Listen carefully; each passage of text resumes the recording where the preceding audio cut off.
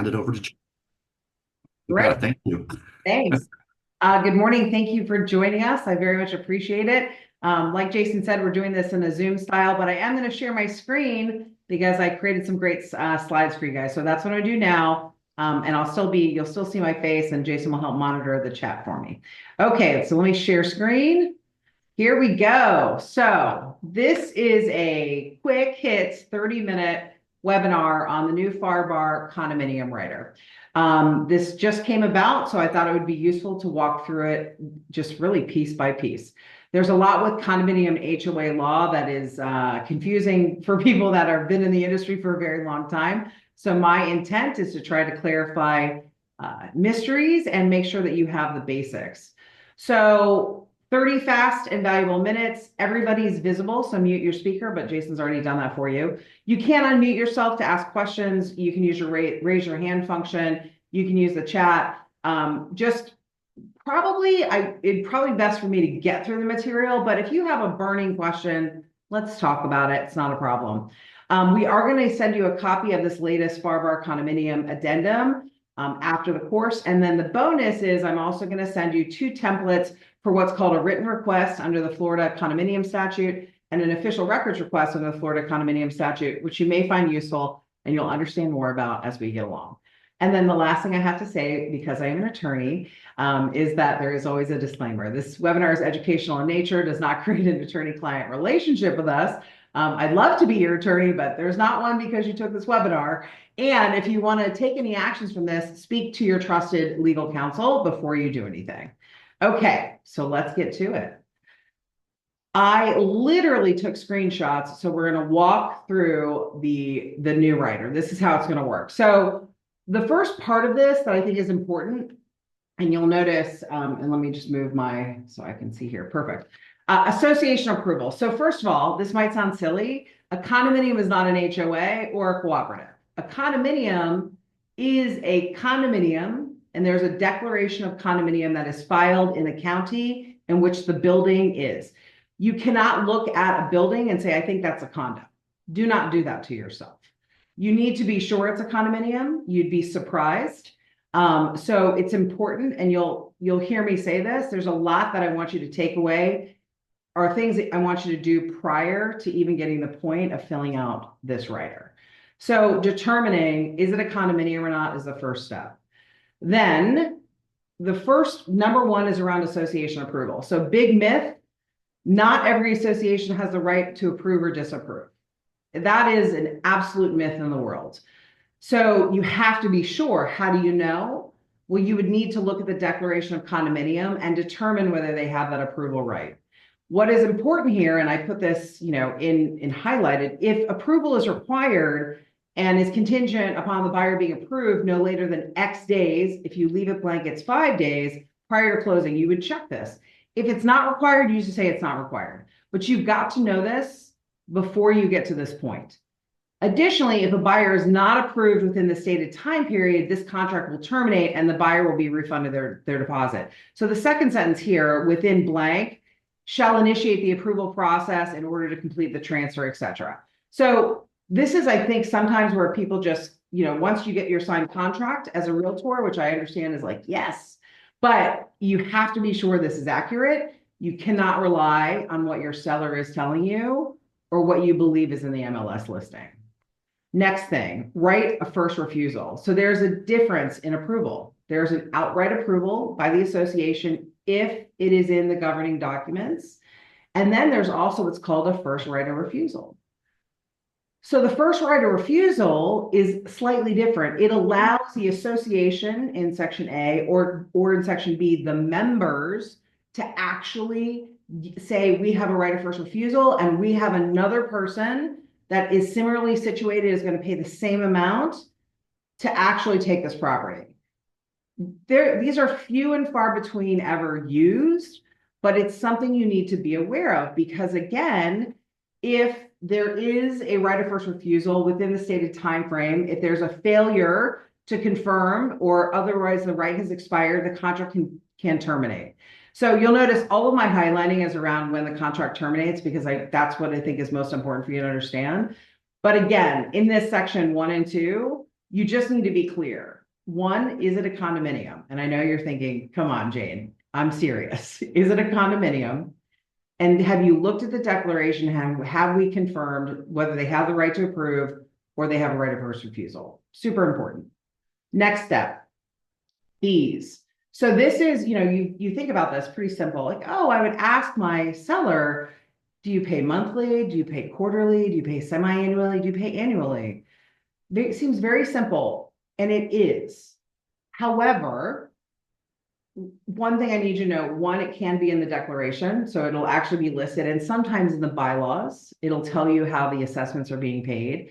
But I would always double check this section against the estoppel when it comes in, because the estoppel, which is filled out by the association, which sometimes comes in right under the gun, but it will tell you for sure what this is. So I think that's super important and something not everybody thinks to do, but I think it's a great double check. And again, I'm thinking about this from the perspective of you as a professional realtor and how to do best by your clients. The next part is B. So note this. Sellers shall at closing pay all fines imposed against the unit by the condo association as of the closing date, and any fees the association charges to provide information about the property, assessments, and fees. So that fine section, it's quite interesting, but just what I think you need to know is associations have the right to fine. Condominiums have it as a statutory right. There's a very specific process that you have to go through. It's not just willy-nilly putting a fine on somebody's ledger. Somebody has to receive notice of a violation, an opportunity to cure it. Then it needs to go to a board meeting for a vote. Then from there, it has to go to a fine committee hearing where the owner receives 14 days notice. Bottom line is this. I don't need you to remember all of that. I need you to know that fines are a statutory process. If your seller says, wait a second, there's a problem here because I'm not going to pay this $1,000 or $2,000 or $3,000, even though it can only be up to $1,000, you can have multiple violations. You need to know that in advance. So again, checking the estoppel is important, but this is something you can request in advance. So as I talk to you about the things you can request in advance, I want you to take note. This is something you can request in advance from the association. Okay, so let me just pause really quick. We don't have a ton of people on here. So does anybody have any questions about what I've said so far? I don't see any hands. Just double check in. Jason, you let me know. I do. Yep, I do. I was just curious. So going back to the approval, if the approval is required, is there a section in the condo docs that would be found to make it easy for people to look for? Oh, it's not that easy. So every Of course not. set of documents is slightly different. But what you are looking for is approval language. And unfortunately, the best thing to do is to have an attorney actually review that. I mean, if you're working with our title company, I'll review it for you. If you have any questions, I think that's not a problem. But you need to look. I mean, you can read for yourself, but sometimes it might seem confusing. But yeah, there's no one section. I wish that said just approvals, but every set of documents is different. Okay, great. Thank you. All right. Next section is very important because special assessments are on the rise, folks. No doubt about it. You're going to have more special assessments this year and next year than ever before. And I'm going to explain to you why in our next section.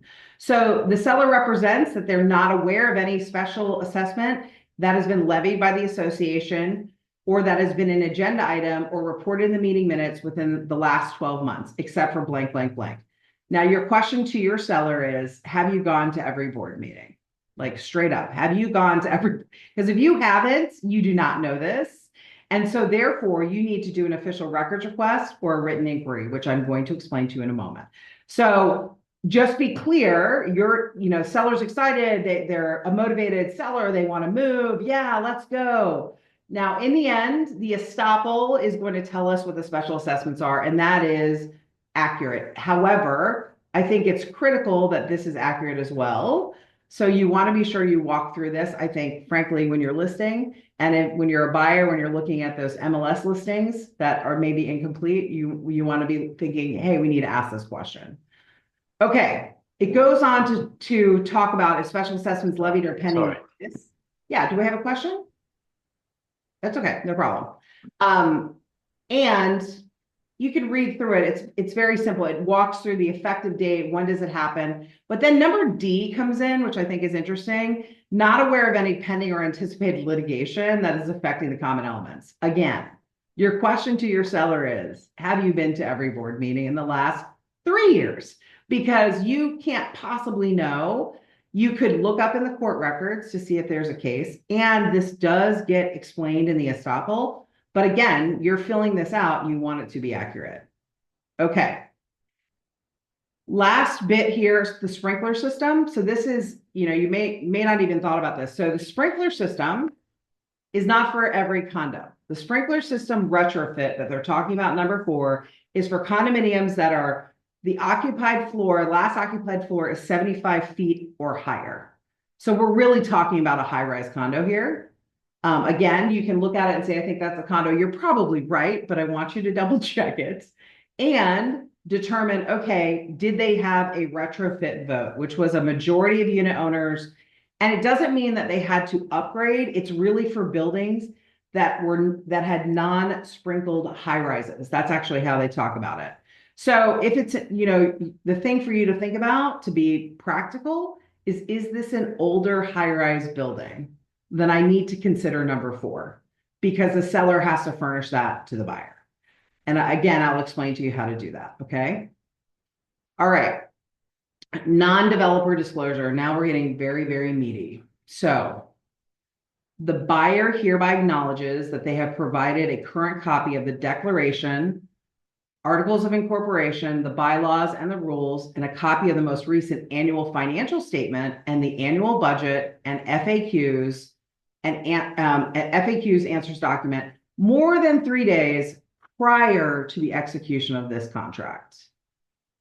Prior. Okay, that may have happened if you've got a really good team and you know the seller and you're like, all right, but think about that prior to the contract. Most likely you're not going to check that. You're probably going to check number 2, which is this agreement is voidable by the buyer by delivering written notice of the buyer's intention to cancel within 3 days after the date of execution of this contract by the buyer and receipt of the buyer of the current copy of the declaration, articles, bylaws, rules, most recent financial statement, annual budget, and FAQs, and if so requested in writing, and any waiver of this shall not be effective.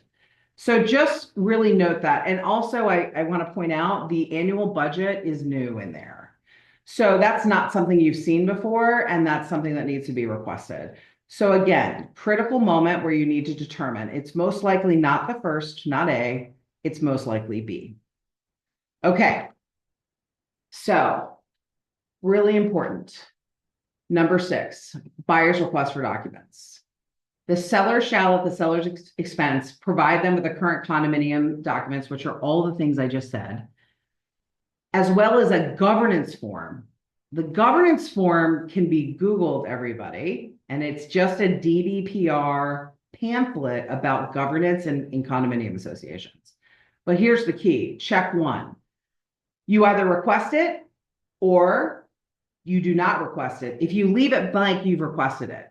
So note, you might say, I think good practice is that your buyer's going to request it, but just note, if you say do not request, then you're looking good, right? Your liability is less.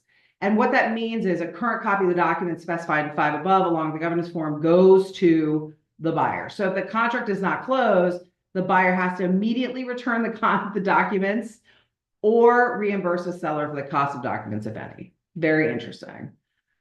Finally, number 7, this is the buyer received the documents. Okay, great. These are all the basic governing documents. But what's happened now is it's gotten more complicated. And that's going to be in our next slide. But let me tell you first about parking.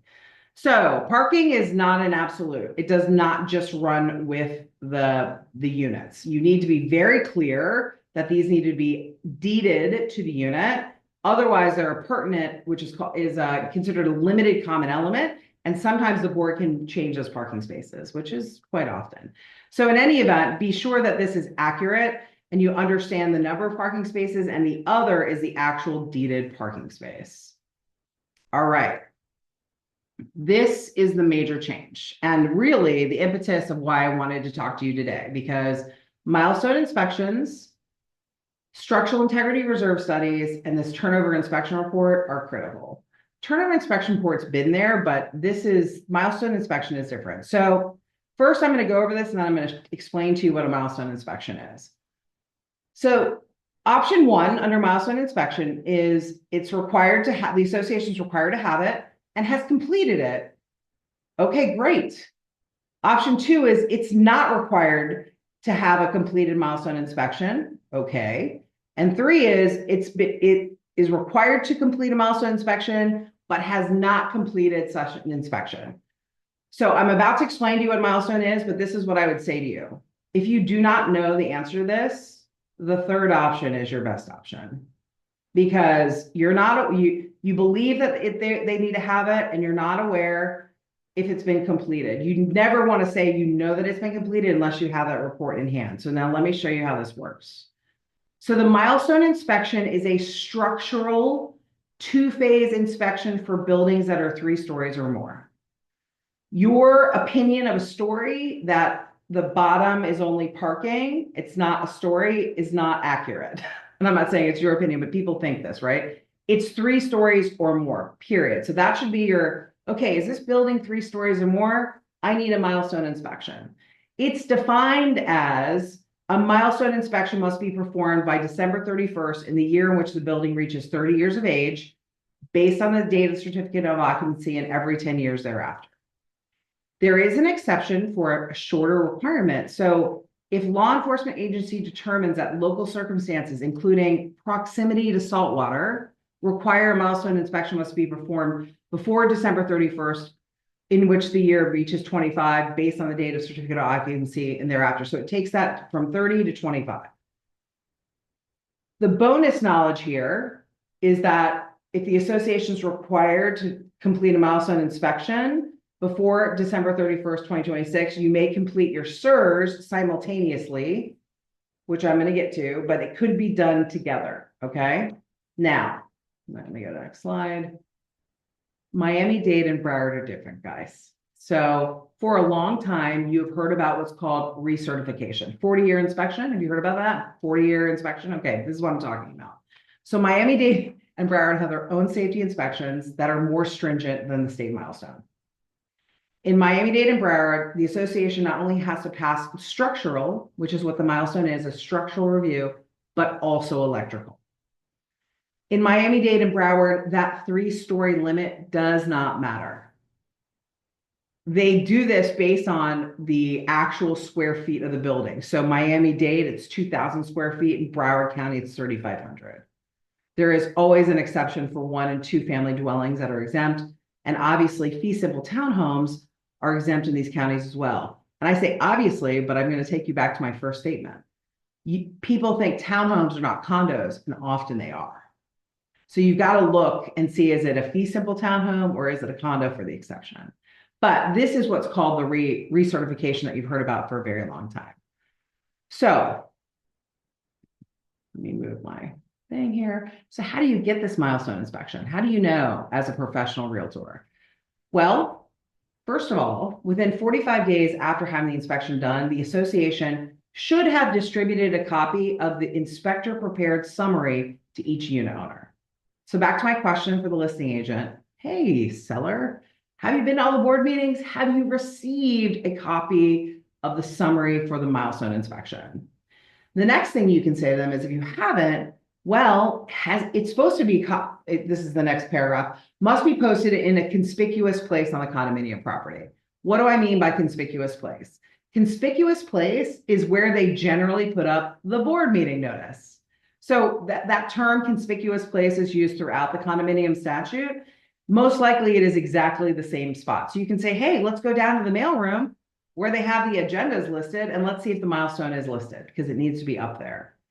And they must also publish the full report and the inspector prepared summary on the association's website. So you might be thinking, does everybody need a website?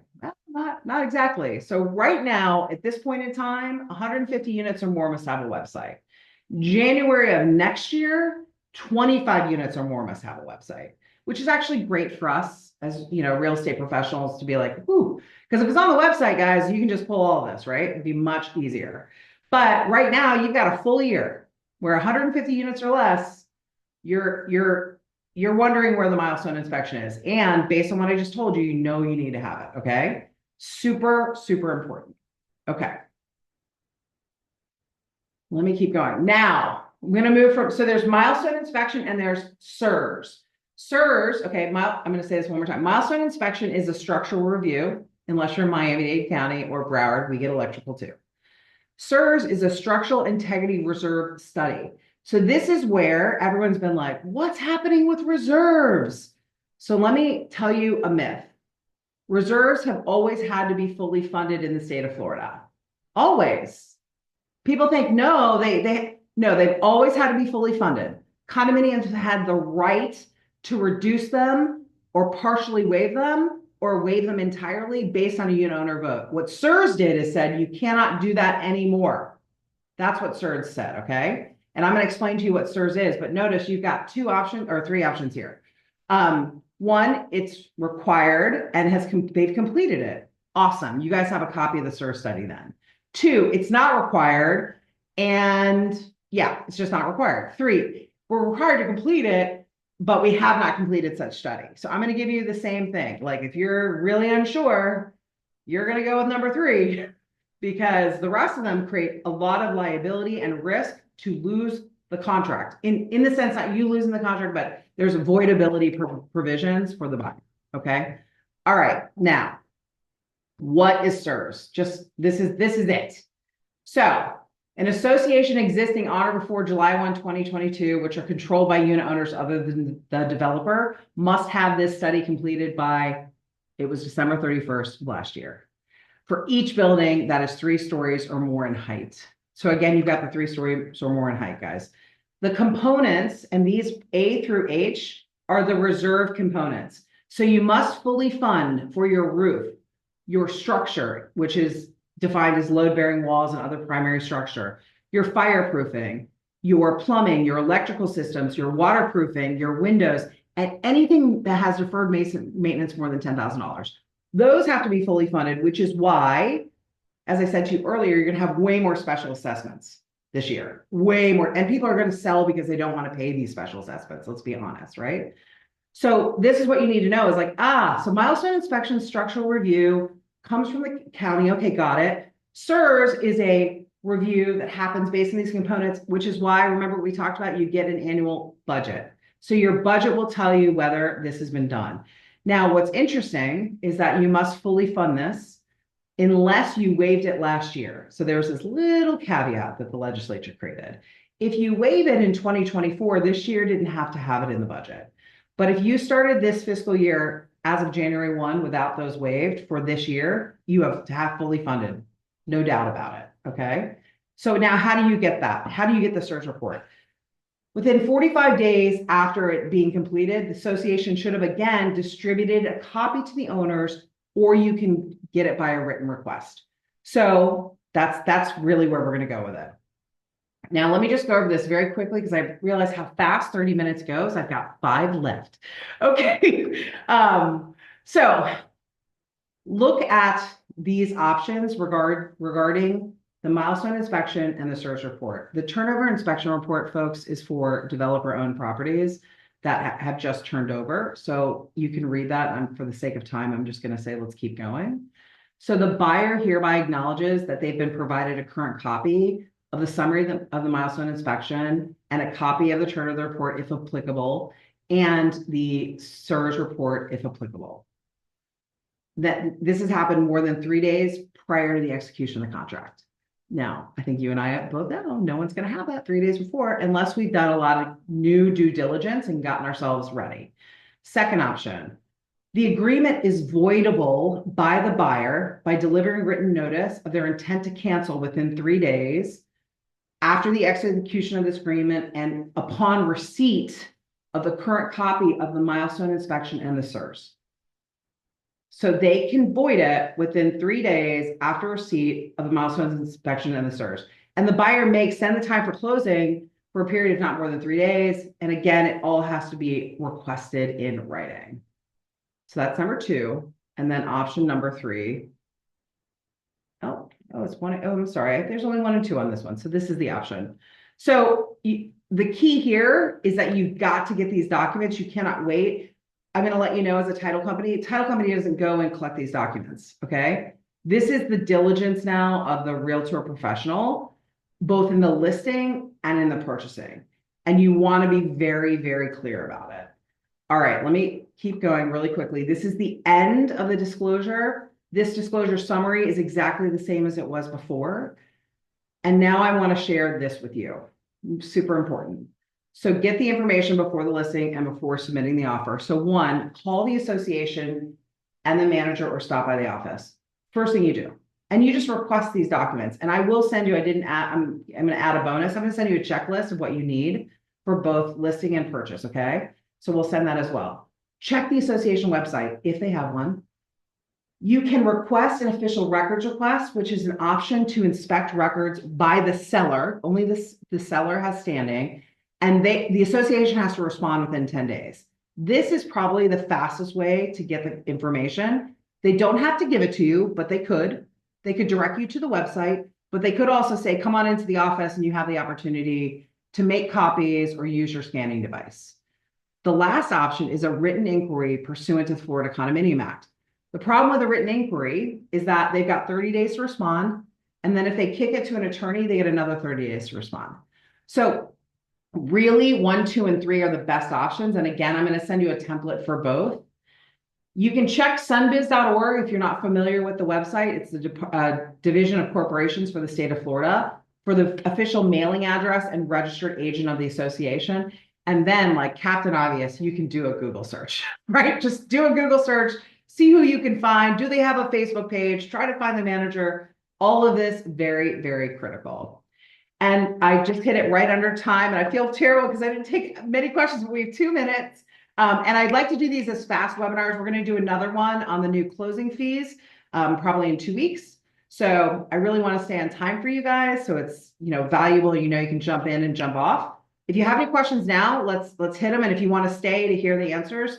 Okay, Michael Manning, what's full reserves mean exactly? It means that the structural integrity reserve study is done by an engineer or architect. They take those components 1 through G that I told you about, and what they'll do is tell you how to fully fund reserves, which means the useful life of the component is paid for over time. So you have the money to replace it when its useful life is over. There is a formula for that. Board members can't do that. I can't do that as an attorney. You have to have a professional do that for you. So that's what fully funded means. And it doesn't mean it's like if I say the roof is in 10 years going to cost 10 million, we don't need 10 million this year. But you need if it's 10 years, you're going to need 1 million this year and 1 million next year till we get to the 10 years. And that's fully funded. I hope that makes sense, Michael. Any other questions for me? Was this valuable for your time? 30 minutes. And I know it's a lot. I'm going to send you the slides too. Okay. So I'll send you the slides too. And this is what I would say. If you have questions, you can contact me. You can contact Jason. If you are a client and you're like, hey, or even if you think you may want to use this one day, you're like, could you just look at this deck for me, Jane, and tell me? I'll do it. Don't sweat it. Send me an email. We'll help you out. That's how we work. And I think in 2 weeks, we're going to talk about this new closing costs. Do the same thing, a 30-minute, real quick hit, in and out. So I really appreciate you guys being our first one this year. It's good to see somebody familiar. Great information, Jane. That's amazing. That's a lot. I couldn't a lot. believe the time. I was like, I'm going to have all kinds of time to. My head was spinning a little bit talking about SIRS. So, but listen, you hear it once to know that when it's time, you're like, I know I've heard this. Let me just pause. Right. I mean, that's half the beauty of it is you've heard it once, you can pause.